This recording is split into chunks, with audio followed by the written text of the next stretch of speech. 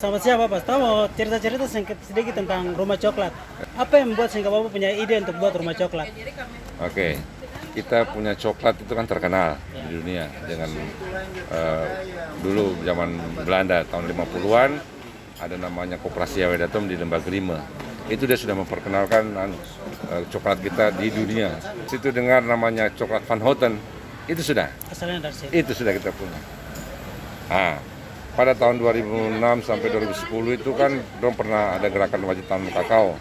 Pada saat itu 2010 itu ada terserang hama dan habislah semua kita. Sekarang tinggal 1.500-an yang masih produktif, itu pun produktivitas kurang.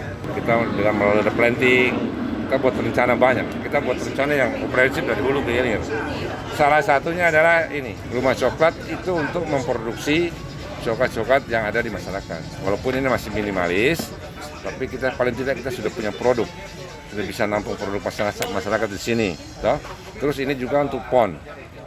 Baik Bapak, Ya. ini fokus perkebunan ini ada di Kalau mana? coklat itu ada di wilayah 3 dan 4. Empat.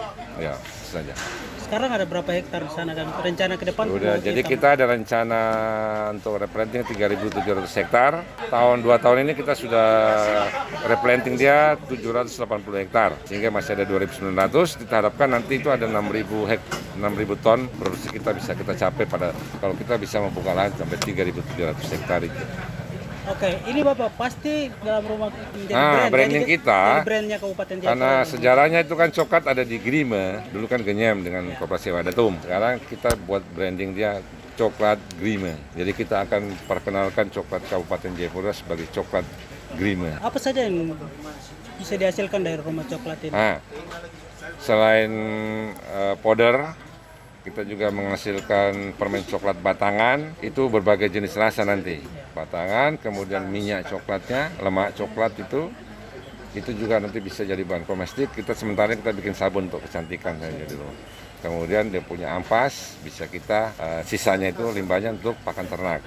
Itu yang. Tapi tahun depan kita akan coba kita targetkan untuk kita bisa kirim keluar dalam bentuk powder. Tahun depan tidak akan lagi Kabupaten Jayapura mengirim coklat biji. Selama ini kan kita hanya terkenal sebagai penyuplai biji coklat. Tahun depan kita akan produksi dengan tepung sendiri. ya lebih besar lagi begitu. Bagaimana Bapak lihat animo petani dan animo masyarakat terhadap brand coklat yang ada di sini? Ya, jadi semenjak kita buat gerakan untuk kembalikan kejayaan kakao ini, petani semua di kampung dorong mulai semangat sekali untuk mengembalikan kejayaan kakao ini. Mereka dari kampung sudah disiapkan dana juga, tapi kita mitra kita juga dan kita sudah kerjasama dengan Kodam juga tadi itu untuk mengembangkan kakao ini. Jadi semangat sekali mereka dengan karena ini uang emas hijau dia. Terakhir harapan Bapak punya ide untuk buat rumah coklat ini Bapak? Iya, harapan kita kan nanti setelah ini bisa dikenal. Jadi kita ingin coklat kita ini dikenal oleh semua orang kembali. Kita kembalikan kejayaan, kita bangkitkan kembali kejayaan kakao ini. Kita punya produk khas daerah yang bisa jadi oleh-oleh untuk PON nanti, gitu. Sehingga pendapatan masyarakat itu bisa terbantu. Kita bisa nampung semua produksi masyarakat. Mereka akan lebih bergairah untuk menanam kakao lebih banyak lagi. Sehingga secara bersamaan akan meningkatkan pendapatan baik daerah maupun petani. Terakhir Bapak, menurut Bapak punya analisa kalau memang orang serius kelola coklat ini kesejahteraannya bagaimana? Dia bisa jadi miliarder. Bisa jadi miliarder. Dan tiap bulan dia terima duit.